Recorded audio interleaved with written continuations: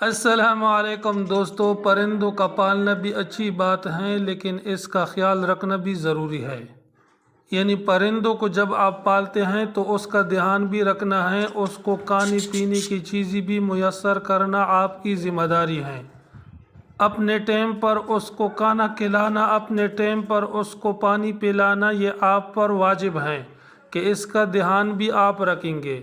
اگر بالفرض آپ نے پرندے رکھے اور اس کو کھانے پینے کا انتظام نہیں کرتے تو اس کا وبال اور اس کا گناہ آپ پر بھی ہوگا۔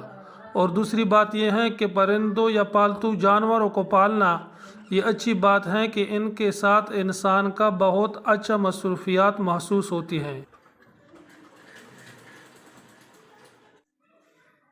ان کے ساتھ انسان کا ٹائم پاس بہت اچھے طریقے سے ہوتا ہے۔ یعنی ٹینشن غیبت سے انسان بچ جاتا ہے۔ وہ آدمی ٹینشن کا مریض کبھی نہیں ہو سکتا جو پالتو جانور رکھتے ہیں، پرندے رکھتے ہیں۔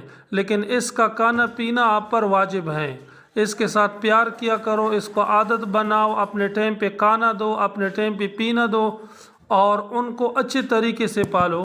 جب آپ جانوروں کو پالتے ہیں تو دنیا کی کوئی ٹینشن آپ کو نہیں چھو سکتی، کیونکہ ان کے ساتھ انسان مصروف ہو جاتا ہے تو اس کو پتہ ہی نہیں لگتا کہ کتنا ٹائم میرا مس ہو گیا اور کتنی رنجشیں میری دور ہو گئی۔